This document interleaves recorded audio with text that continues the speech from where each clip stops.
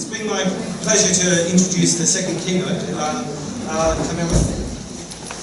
Carmela has extensive experience in language and literacy education, having occupied a number of relevant teaching and administrative roles in both schooling and tertiary context. She has been a languages advisor, curriculum officer and consultant for ESL moderation with the West Australian Department of Education, and held the position of lecturer in charge of modern languages at Edith Cowan University. She has been at Curtin University of Technology since 1993 and held the positions of Foundation Manager of the West Australian Office of National Language and Literacy Institute of Australia. And Cross-Cultural Education Coordinator. Carmela is currently Manager of the Communication Skills Centre in the Curtin Business School. Carmela's research includes projects examining the socio-linguistic and study needs of international students, internationalisation of curriculum, intercultural communication and embedding English language across the curriculum. Her PhD involves research in the use of English as a global language in multinational companies and implications for education. Carmela has won a number of internal and external teaching and learning awards. In 2012, she was awarded an Office for Learning and Teaching Fellowship and an OLT citation. And she is a founding fellow of the Curtin Academy. So please join me in welcoming Carmela.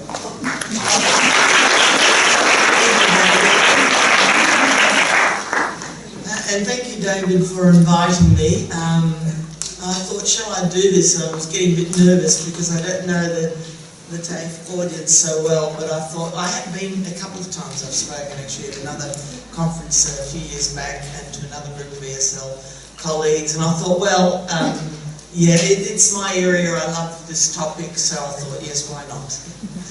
So I know that being the after lunch slot, I have to make sure you don't fall asleep, so I'll try and be as provocative as possible. And because of my Italian background, I usually move around a lot, so I usually knock things out. Hopefully we've got all the dangerous things out of the way. But I'll try not to be too boring. If I notice anyone nodding, I'll quickly throw in something controversial. Okay, just apart from everything David read, thank you, David. I didn't realise I'd sent you all this information, but I am a migrant.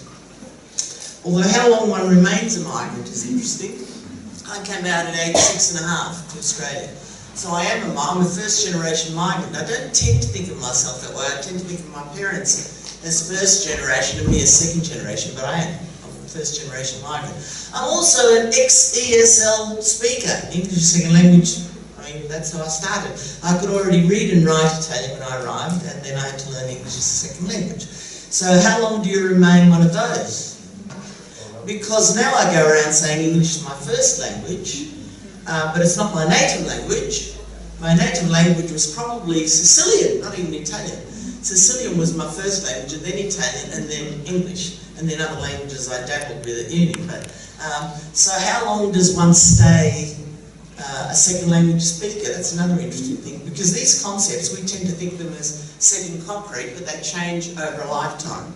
And so you don't remain an ESL speaker forever. In my case, I said I didn't even remain ESL very long because English soon took over and I did all my other education in English. So just to show that I've got enough diversity in me, as a lot of us do. And my name in Italian is Carmela Briguglio, which sounds a lot nicer, doesn't it? But anyway, I'm going to be called Carmela Briguglio in Australia. Okay. What I'd like to do today, first of all, as a preliminary, to say I'm probably preaching to the converted. David told me there might be some people in the audience.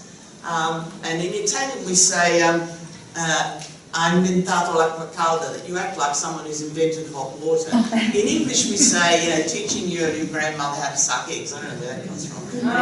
The idea that, everyone knows about hot water, so that sometimes we act as if we've invented it. So acqua calda, that's the Italian. I'm also going to talk based on my own experiences and research, and as David mentioned, I've taught at schooling levels and at tertiary levels. And today I met a student who was doing teacher training. We'll tell her not to identify herself, otherwise you'll know who I'll know. And what I'm hoping though, even though I am preaching mainly to the converted, is that I can give you a slightly different angle on things. Okay? So, an outline of what I want to look at what is diversity, what do we regard as diversity or as normality, and then I want to look at 3 areas in particular, so the language, how that impacts on this whole concept, cultural considerations, and intercultural communication. In the past, we've looked at culture as the other dimension, but it's not only culture, it's the intercultural, the operating across cultures, that's the really difficult bit. And that's what we as educators need to focus on, and then what this might mean for us as educators. So, the context of the 21st century, we tend to know that we've got lots of international students, and I'm sitting out there for a while when I first arrived. We've certainly got a lot of them here. The other big concept we sometimes forget about is massification of tertiary education. So you may get people like, people who've been around longer who say, oh, we used to get students who could write and read English and speak English now, and we used to get students who could do this, that and the other. Well, in the past, if we go in the remote past, there was a very tiny majority that went on to tertiary studies. Now it's massification, and so that is a word in the literature, by the way, and it means a very broad social spectrum. So you have huge cultural differences, social differences, linguistic differences, socioeconomic differences, gender differences, and so on. So this is our normal. If you think about it, it's not exceptional, it's our normal. So the elitist views of tertiary education are changing what we understand by tertiary education. And sometimes we complain about it because we know we can't just slip back comfortably and keep doing what we have been doing in the past. Sometimes we have to adjust what we do. I thought I'd give you a few stats which you know, but it's just to remind us, because we talk about diversity and so on. So, some worldwide stats here. So global mobility has quadrupled over the last 3 decades. So by 2025 it's projected that there will be 8 million international students across the globe at tertiary level. And some WA stats, which again you may know. In Australia, so the number of international students is 645,000. This is 215 stats, and of which some 26% are vet students. And in WA, 15,400. I'm not sure if that changed in the last year, but that's the most recent statistics I could get. And if you have a look at WA vet numbers for international students, you'll notice there's a big jump, say, from 2002 to 2009. Are they visible, those figures? I'm very short-sighted, so I'm always a bit aware of that. You'll notice there's a fairly big jump in 2009, and there was quite an increase at university and TAFE levels around that time. Then there was a bit of a drop, and it started to pick up again. Not at the rate it was just prior to 2008-9, but it's still increasing slowly. So, and this refers to universities only, but again I threw them up just to show you, because obviously you're very much related to what we do in universities. So the prediction is that by 2020, 30% of students in universities in Australia will be international students, which is higher than it has been. So what is the new normal? We were used to, maybe we still are talking about mainstream. What is mainstream? And there was, those of you who are as old as I am will remember that there still is, and there has been a movement talking about inclusivity in education. And I once wrote a paper called Is Inclusivity Dead? Because I wanted to just challenge people about this concept of inclusivity. Because inclusivity implies there's us, the normal people, and we include all these other groups, right? And it's still around, and I know it was well-intentioned, and meant to include all the differences that students bring with them and so on. It's still, I think, very paternalistic. It's this idea of, we are the good, the noble, the right, the straight, and we will include you because we're nice people. A little bit of that is sort of in the back, and that's what it sort of signals to me. And if I get enough energy, I'll still do that paper because I'd like to write something to challenge me. Also, I don't know if you use the term CALD, C-A-L-D, culturally and linguistically diverse.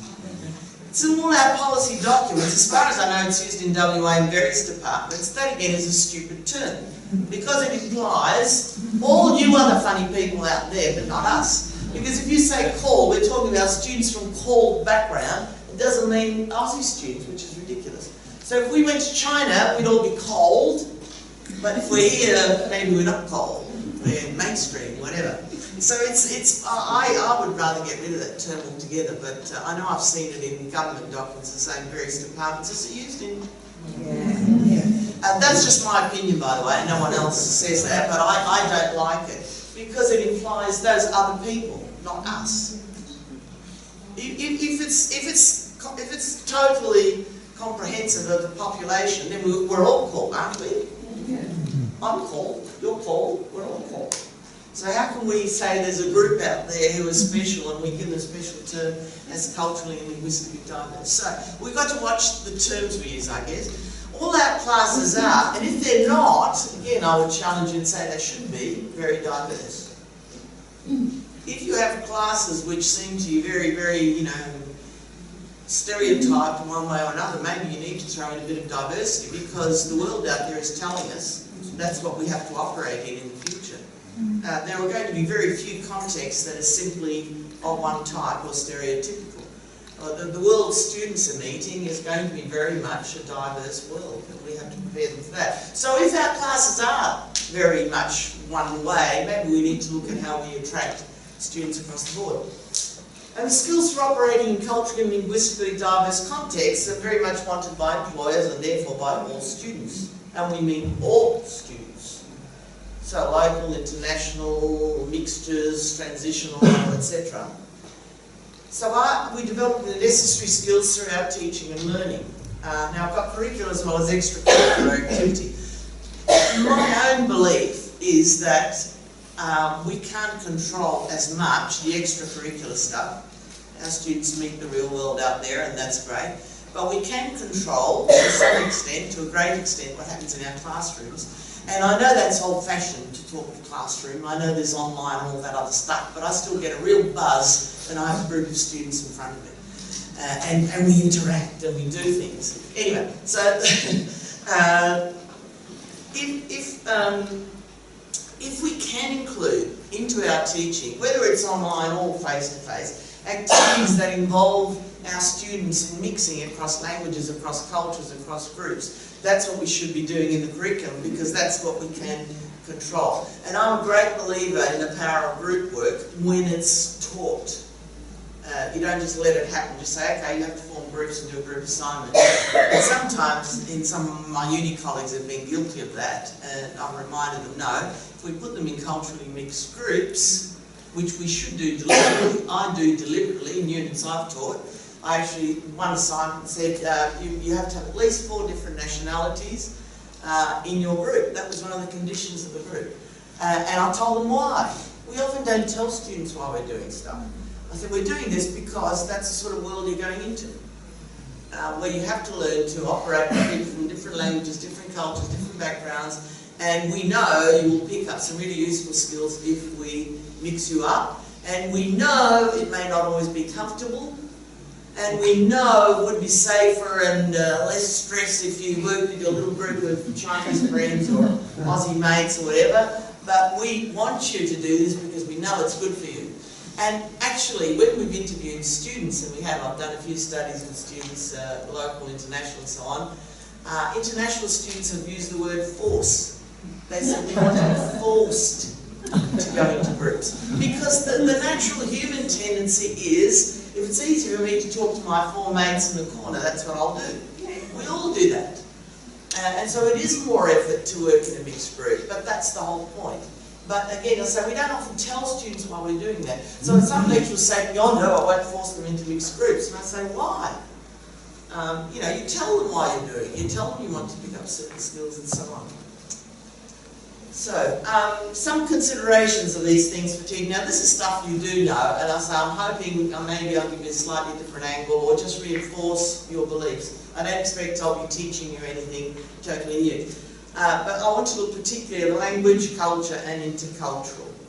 And these 3 elements are not always separate. So we came up with this diagram that I did with one of my colleagues. I'm not very good on PowerPoint. And in the literature it's called something like ability to negotiate and operate confidently in intercultural settings. I thought about the word confidently or successfully. To me, when students have really made it and they've understood intercultural stuff, it's when they feel confident. Even if they might make a few mistakes in the speech or whatever, it's that confidence, that being a little bit more self-assured. So language, culture and intercultural competence. We used to talk about language and culture in the past, but I think intercultural competence is another whole dimension, because it's active, it's working across cultures. Not me just knowing that you come from Germany and that you like beer, you know, well there's a stereotype. But me saying to myself, or asking myself, what does it mean if I'm going to work with this person who's got a German background? I can tell you what, I saw a wonderful group which had a German student in it. She was every stereotype you could think of. And she was really upset if they didn't deliver on the date, on time, and she ran the group. I thought, wow, wonderful. And what we're talking about here is not just knowledge, okay? It's knowledge, understanding, attitudes and skills. And there's a wonderful paper by someone called Skurvis. I'll give the references to David later. That's really worth reading. He's a professor from, I think it was Monash, somewhere over east. And he's written a wonderful paper about what he calls cosmopolitanism, that is, qualities that enable you to operate confidently in the world. And so, the global attributes, term, I don't know if they're thrown around a lot in your sector. They are at university. You know, what are the attributes that our students will be graduating with? And this is this ability to, you know, operate confidently in intercultural settings is either in those words or similar words a bit everywhere. It's very, very common. So language considerations. English is a global language and language of instruction in Australia and increasingly across the world. I was reading an article the other day from, I think, Denmark or Sweden, where they were really worried. There were real concerns because a lot of the doctorates now in those countries are being done in English. And huge numbers of master courses across Europe, almost all of them now are going to English. And so there's real concern saying, well, what happens to the higher registers in our language, in our national language? And is that what we want? And there are real debates going on. We haven't thought about it because in Australia, English is the official language. But certainly for people who have to operate across the globe, it's good to have that skill. All students need academic literacy. So students might know English well, they may not have an academic background, but a strong academic background. I'm sure you come across these as well. So that's what we have to, and that's both local and international students need that. All students need to be inducted into the discipline discourse in selected areas of study. We all, those of us, well, we're all trained in certain areas, and we talk in those areas as if the words we use everybody knows. And of course, if we stop and think about it, they don't, and certainly students don't always. So we have to deliberately teach them some of those terms in the discipline. Some they will get through reading, some they will get through hearing you and others, but some of it actually has to be pointed out quite specifically, because it doesn't happen automatically. And we think a lot of things happen automatically in education, and they don't. So staff need to be overtly aware. So you, again, you yourselves, because you're experts in a field, are not aware that you're using specialist language in that field. So if I'm talking to a group of language teachers, we can throw in all sorts of stuff. And then, like, you know, syntax, discourse, and so on. I mean, they're fairly simple terms. But if I ask my lecturers in the School of Business, what's wrong with students writing? Guess what they come up with? Spelling.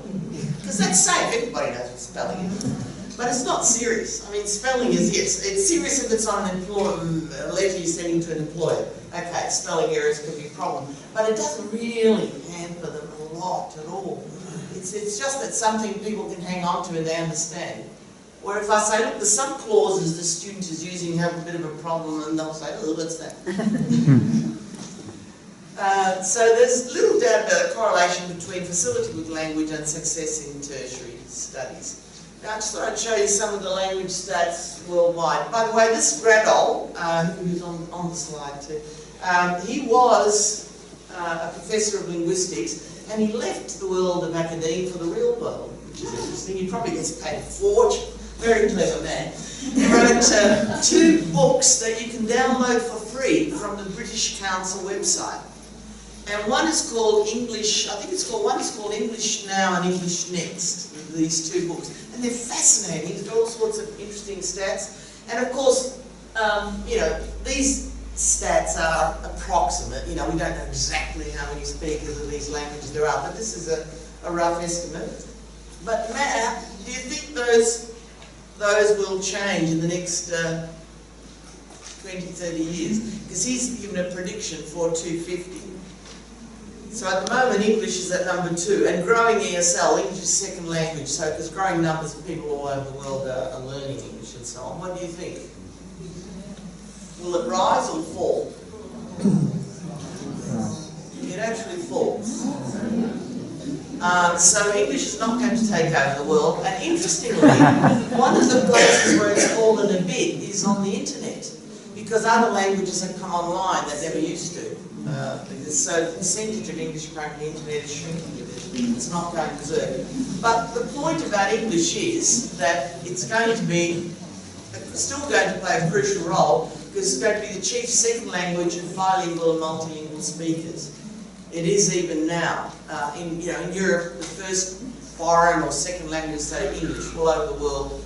Apart from the national language, English is usually the language studied next. The one language, one country idea is totally eroded.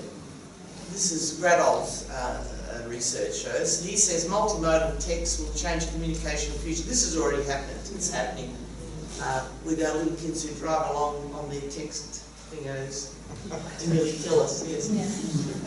You've heard about that, haven't you? One of my pet hates. So in the new world order, most people will be bilingual. How many people in here are bilingual? Put your hand up. About half. Well, monolinguals are on the way out. Sorry about that. By the way, the word bilingual, strictly speaking, means, speaking 2 languages, but it's also used for people who speak 4 or 5 or 6 languages, because hardly anyone goes around saying I'm a multilingual. But people do say they're bilingual. But why this is important for us is because language switching will become even more normal.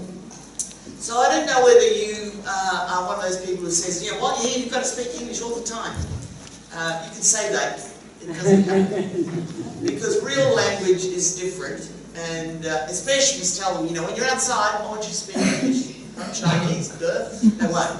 They will speak Chinese if it's a group of Chinese people. If there's someone else in it, it's a mixed group, of course they're forced to speak English. But when we tell them that at home they should practice their English, whatever, only if the context demands it. Because in real life, people never speak a second language unless they have to. They always go, it's more relaxing, you go to your native language, you feel with a group of people from the country X or language X, that's what you speak. You can force yourself, sometimes, for short periods of time.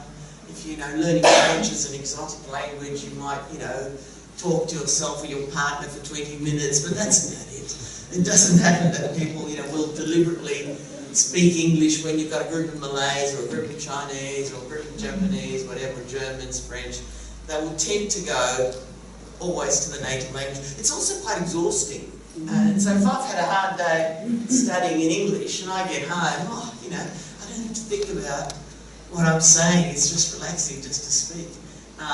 I don't know if those of you who've learned a second language, if you've ever had the experience when you go to that country the first time, you usually end up getting violent headaches because you're concentrating so hard on every sentence, every word. So, competence in English as a global language, which is what we want for our students, has these elements. This is my PhD, so excuse me if I get excited. English at the linguistic level, that's the first element they need. Then sensitivity to other cultures. Up to there, we've done that in the past, but we have to know about other cultures. What we haven't expected is sensitivity to other Englishes. I'm sorry, I know that sounds ugly, but that's what they're called in the literature. They're called Englishes, or global Englishes, or worldwide Englishes. And there's a journal of worldwide Englishes, or something, I don't remember the exact title. That is varieties of English. What I commonly know, for example, Manglish, Latin English, Singlish, Singapore English. I had Danglish the other day, and so on. And these do have certain different qualities and different ways of speaking that as our students travel the world, or as I say to them while you're in St George's Terrace, as soon as you get on your computer you're speaking to the world, they're going to have to get used to some of these things. And this one, which we didn't used to think about, is competence in intercultural communication, which is the most difficult. Because it doesn't come naturally, it doesn't just happen by itself, you have to work at it, you have to reach certain levels of awareness and sensitivity and so on. So, in an Australian context, the language of instruction, of course, is English generally. For many students, ESL, that's English as a second language, English as an additional language, English as a foreign language. I don't know if you know about ESL, EAL, but people are tending to go to EAL, saying it's not necessarily a second language, it could be a fourth, fifth, sixth, it's an additional language. However, most of the literature in that field will probably be under ESL still, although there are articles coming out with EAL. EFL, we used to distinguish between, ESL, for example, we used to say maybe in Singapore, where it still had some official status, where English had official status, and EFL, where it's totally a foreign language, but those terms are also blurring that. Australian English, of course, is a variety of English, and yes, it does exist. Not to the extent that people say, we're different to the people in Melbourne, no. Or that there's a difference between South Australia and one or two words, very, very minimal, unless anyone wants to challenge me on that. But we do certainly have a way of speaking which is Australian. Is there an Australian standard? Probably a lot of debate on that, probably not. Other varieties of English, and English is a global language. Now these are issues for all our students, not just international students, we're talking everybody. And layers of discourse in language. I've got a picture of the Queen next. I always tell students when I'm talking about really formal language, like the Queen speaks. This is something that the students won't pick up naturally or easily. Sometimes they have to be helped with this. Those of us who are so-called native speakers, and I say so-called inverted commas because there's lots of debate about what is or isn't a native speaker, am I a native speaker or not, who knows. So there are formal ways of language, casual and informal. Then there's Australian idiom. Then there's specialist language of a particular area of study. And then there's slang. Now our international students often think if it's not formal, it's slang. It's not quite that easy. And that's very difficult for students to differentiate, at what level to pitch. And so, with that, if I had to do an online course, I'd have real trouble with that, but in class I'd do lots of role play. It's interesting actually how quickly students pick up stereotypes too. I once got a group of students to do an interview, job interview. We did a mock interview. And I got them to play the boss who was interviewing and those who were being interviewed, and when they got to Aussie, gee, they came up with every stereotype you could think of. I'm sitting there. Yes. But these are some examples, idiom, we can't speak without idiom. Well, it's very hard. You'd have to literally concentrate on every sentence. But these are phrases that can give students, some international students, can get them confused. So what do? You don't use them? No, you have to use them. All languages have idiom. But what we need to do is, if we use it in class, make sure we explain it. So, cultural considerations. Again, issues for all students. And have we forgotten culture except as a surface element? I think, do you still have the multicultural week, the chomp stomp we used to call it? The food and dance thing. I mean,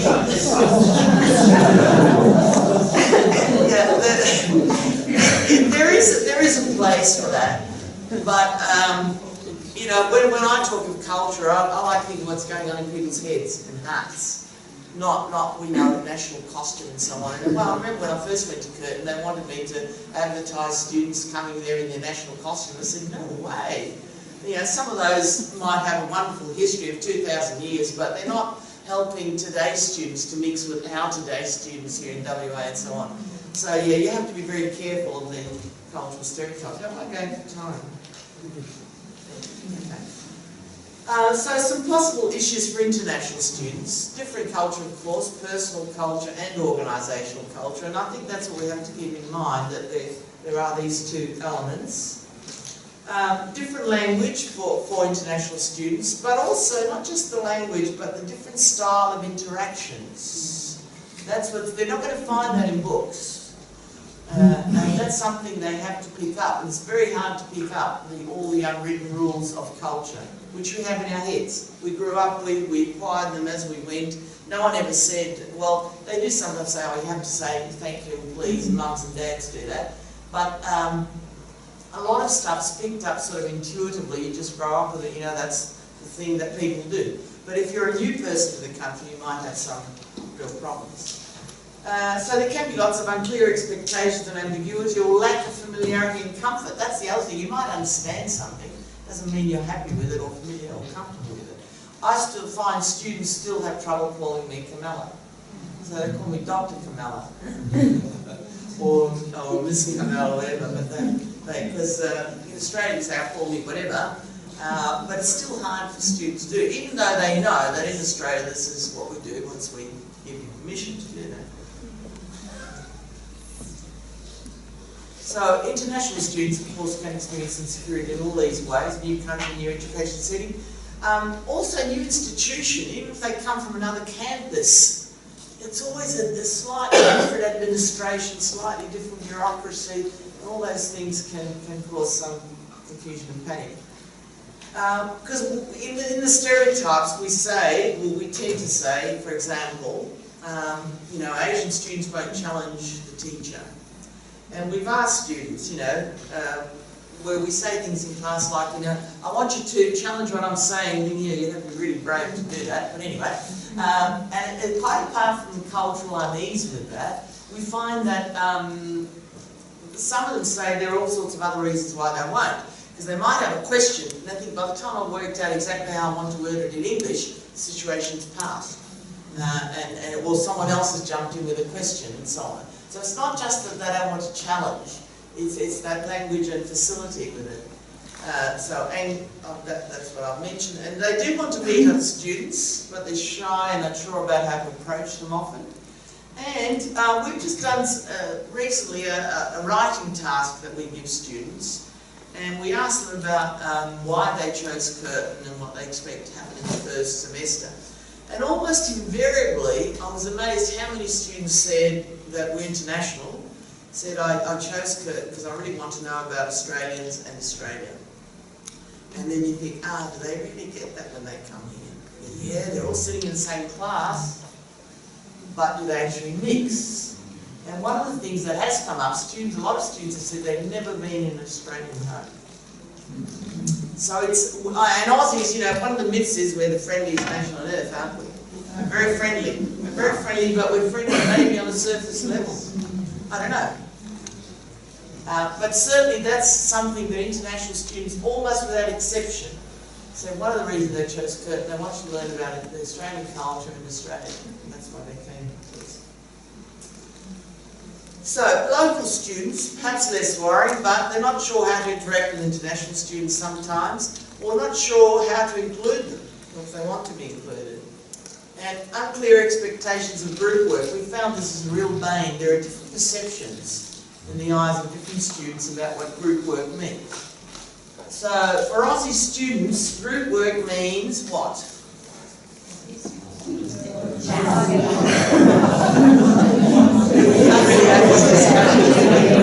Well, what they tell us, Aussie students tell us, that group work means everyone does the same. The same amount. It's very strict. International students tell us it's working together. And it's a bit more fluid. And they get a bit upset. Like they'll say, there's someone in the group who's good at X, that's the person who should be doing X. But Aussie students are very funny about, you know, we've got to do exactly equal amounts. And that's come out in the interviews, you know, not in those words, but that's what they... and some of them are just not aware of what issues international students might be facing. And we had, at one point, we ran conversation classes for international students, and I used to run them, all my colleagues, and then we found that we were being too clean with our language. What I mean by clean, not swearing or anything, but too clear. We weren't saying, and so we actually got a guy who looked like that. He'd been trucking up north, and he came in, but we asked for volunteers, and he said, anyway, we did put this guy in charge. He was amazing. He had been absolutely enthralled. And he came in, I swear not, he had a singlet, he had shorts, and he had a beard. He was the sort of stereotype of the North Australian, beer drinking truckie. And he was wonderful with it. He taught all sorts of language we never would have taught. I didn't know. And so that's the other thing. If we do run things like conversation classes, of course, being teachers, we're very precise and clear on that. But then they get to real life, and they get someone saying, hey, mate, and they think, what language is that? And intercultural considerations. So, to me, intercultural is much more than cultural awareness. Okay, it's not just that I'm aware of how this country is or how I think the perceptions are, but it's about action, about behaviour, and that's why it's a bit more complicated. So students need understanding and skills for successful interactions, and all students need these skills. So not just again, a trick question I ask my undergrads. You're all sitting in an office in Singapore, you've got Arabs, you've got a couple of French reps, a couple from Austria, some from Malaysia, and you're the only one who speaks English, and the meeting's in English. So who do you think is most advantaged? And some of them fall straight in and say me. I say, no, you'll be the most disadvantaged. You'll be the only monolingual speaker in that room, for a start. And the other thing is that what people say in that room, if you knew a bit more about language and bilanguage and interaction and so on, you'd know that what they say is not exactly what they mean. Or what they say is not exactly what you understood. And so on and so on. So, yeah. So all students require these skills and need to be incorporated into teaching and learning. As I said, I think we can leave some to the world outside, but some we can do in our own classrooms. So this little diagram I like, it talks about people, how we are. We have these huge influences on us, so we're all human. We have individual uniqueness, and we have cultural specificity. Cultural specificity, by the way, I used to get people in the past saying, I'm multicultural. It's very hard for a person to be multicultural. A person can be influenced by various cultures, but usually, often a person has one strong dominant culture or two, and you can say perhaps bicultural, but that's about it. It's very hard to be multicultural. And these three things impact on each other and change at different stages of our lives. Now that I'm older and wiser, I'm very happy to be of Italian origin and to have kept so much of my Italian background. When I was 15, I didn't want to know about it. I was embarrassed. I wanted to be a good Aussie like the other kids. And I wanted to have blue hair, blue eyes. Blonde hair. All the heroines we read about were always blonde and blue-eyed. I thought, why am I dark? What's wrong with me? Yes. This is important because it influences our behaviour. So it's not only what goes on in our head, but it's the way we behave. So we see ourselves and others and treat others according to this. And the world is judged from our perspective. So we think, because we've had a certain background, cultural influences and so on, that everything we think is normal, sensible, or appropriate, or etc., according to our belief. It's our personal cultural lens. I don't know if you've heard about, what's his name? He calls it software of the mind. Hofstede talks about software of the mind. I think that's a nice image, because it's like a filtering system. That's what culture does. It's there all the time. And sometimes we're aware of it and sometimes we're not, but it influences the way we behave quite a lot. Some Aussie implications of this. So the casualness of Australian culture, I think, according to just about any measure you can think of, Aussies are pretty laid back. At least, that's one of our stereotypes. Would you agree? Yeah. We're certainly very casual in our interactions, much more than most other cultures. I remember being in Italy and working in an office there. I went back in my 20s.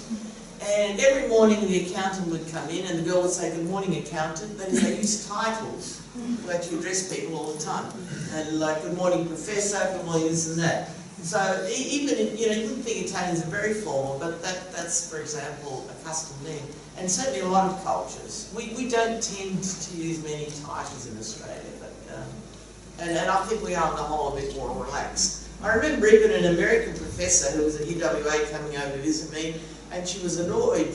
She said, "Oh, students call me Mary." I said, "Oh, what do you like to be called?" And she said, "I'm professor," whatever it was, And in America, apparently they don't do that. They don't call them by first name.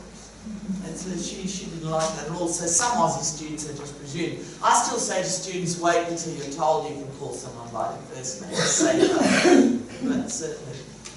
So knowing how and when to be casual, of course, again, the rules for this are not written in any books. And if they are, it's a danger usually. I remember at Curtin they decided they were going to write these little hint books about culture. I said, no, don't do that, because of course you fall into all the traps. The only thing useful about that is if you tell us what the temperature is likely to be, what the currency is, what the population is, but not how people behave. Because as soon as you put it in writing, it changes. Because that's the other thing, culture is not fixed forever. I've never seen so many embracing Aussies in all my years in Australia as I have in the last 10 years. Aussies never used to embrace. Am I wrong? They didn't. Aussies never kissed each other. They all kiss each other now. The last 10 years, I'll tell you something else that definitely didn't happen. I went and lived in Italy, I said in my 20s, came back and was always left with my hand hanging out. In Italy, everybody handshakes, no matter what age you are, everybody shakes hands. And I come here and women did not shake hands, and men did not shake women's hands. Now that's changed in the last 15 years, I reckon. Am I right? Yeah. Who's old enough to remember? So culture is not fixed, it does change.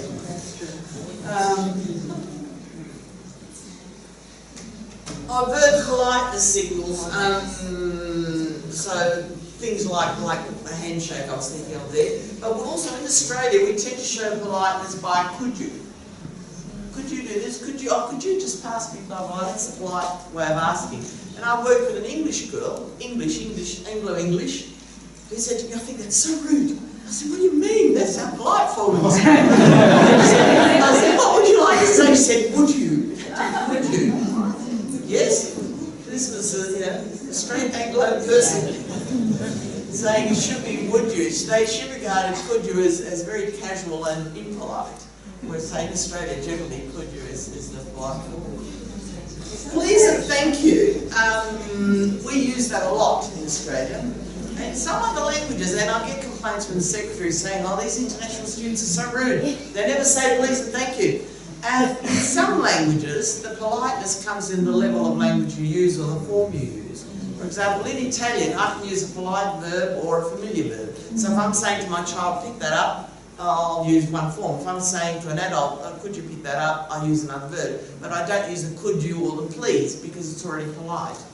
And in English we don't have that. And we have this thing that you can be the queen, you can be my 2-year-old child. Again, in other languages you have different ways of saying you, of addressing people and so on. So it's, it can be very confusing. And I was once in, I'll tell you my travel story. I was in Briguglio with a group of Aussie girls and we were staying at a pension and the landlord said, what's wrong with you girls? You're always saying please and thank you, please and thank you. In Italian we were saying it. And I realised we'd transferred this Aussie habit of please and thank you. And it sounded exaggeratedly strange in Italian because you could use the polite form of the verb. And he picked it up. He also said, I don't know why you Australians wash so much. We used up all this hot water. So again, even if you knew, if we were teaching, say, students about being polite, we wouldn't just say please, we'd try and compare it. I think that's one way of teaching cultural interactions, is comparing.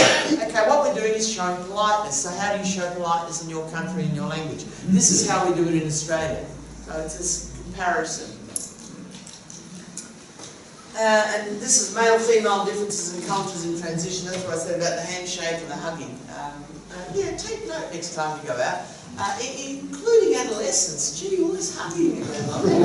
Good day, mate. And a party. Good day, mate. And the women just say, hello, hi. And we never touched anybody. We didn't shake hands with anybody.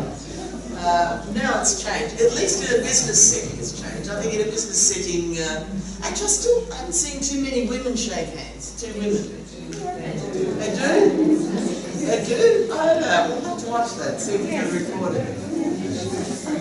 And I wanted to just conclude with some quotes from students, their own voice. These are some of the students we interviewed. This was the idea of group work.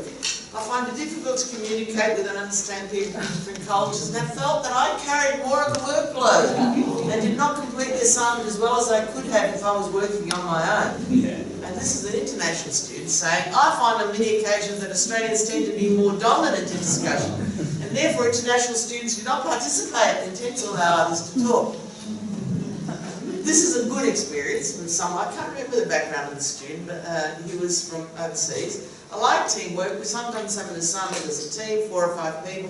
I think it's one of the best points, because to be understood and to understand it all, you have to speak just to convince others. You have to express your opinions. You can't be shy, not say anything. And when you meet people from another culture, overseas people, I mean, from Indonesia or even France, they have a very different way of thinking. It's a good way to learn about another culture. They react in a different way. I thought that was a wonderful quote. I've used it several times.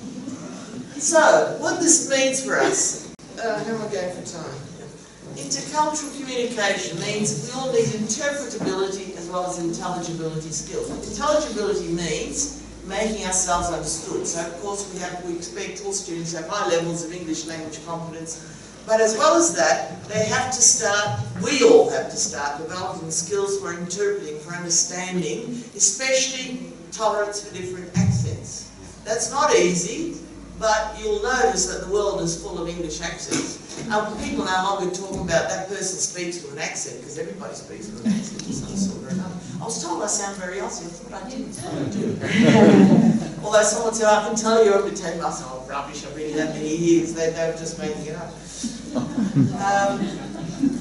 Awareness of the way we use English and Australian idiom and other varieties of English. So perhaps, it would be good if you have never done it, take yourself in a class for 20 minutes and see whether you do use lots of idioms or figures of speech or things that might need explaining, whatever. It's always interesting to hear one, so I got shocked. I thought I sounded dreadful, but anyway. Need to check often for understanding. Good teachers do this anyway. It's when we paraphrase, when we say something one way and then we say, you know what I mean, blah, blah, 3 or 4 more examples, and that's good teaching, really. And misunderstandings can occur, so yes can mean no. For example, we had one of our lecturers was organising things for students, and students say, yeah, they were coming, and then they never turned up. And she got really upset by this, and what she found out was that if students said yes, they were coming, they were saying it out of politeness, or because in their culture they can't say no. So I said, wait a minute, so if I organise something and you can't come, you're still going to tell me yes? They said, well, I said, all right, how are you going to tell me no politely? They said, well, I'll say I will try to come. So I will try means no, absolutely. Time, we all know about time, how that can be very flexible. Actually, funnily enough, all the meetings I go to, I'm always one that's on time. And Italians are notoriously bad for keeping time, but I missed out on that Italian gene somewhere. Rude and polite interpretation, that's really important. So if students are doing something that's considered rude in Australia, then we need to make them aware of that and to help them to... And I guess, again, what we focus on is how do you show politeness in your culture? This is how we show politeness. And what is rude in your culture? This is considered rude in our culture. So they can make those comparisons themselves. And team, as I said, can mean different things. So as teachers, this is we need to teach students to be active observers of other cultures. So is there anything you do in your teaching that could help them to do this? I taught intercultural communication, so I was lucky. I mean, my assignments were all about, I gave them a cultural diary, where they had to go outside at Curtin easily, or in the real world, and find something where they can analyse the cultural elements in it, or they can see the cultural elements in it. And if they really got stuck, I told them they could go to the media, but I wanted them actually to go to real life, to start looking and observing and questioning, and how do they show politeness? How do they greet? How do people greet? Are there differences between different age people interacting and so on, and to expect difference. That not to expect everything to be as they would anticipate. Even our own local students, to start expecting difference and things that make you maybe feel a bit uneasy. Reflect on language and behaviour. So if you could build into your own assessments or teaching something along those lines. So in Australia and elsewhere, observe locals and try to mix with locals. I used to tell students to go in the coffee shop, pretend you got a coffee and just listen to the table next to you where you've got a group of Aussies speaking. And comparing with your own culture. Sorry? Okay. I think I'm nearly at the end. And sensitise, all students. And that's my last slide. And it's never just the language. We often dismiss everything by saying, oh, they don't speak English, just fix up their English and they'll be fine. It's a lot more complex than that. And that's it.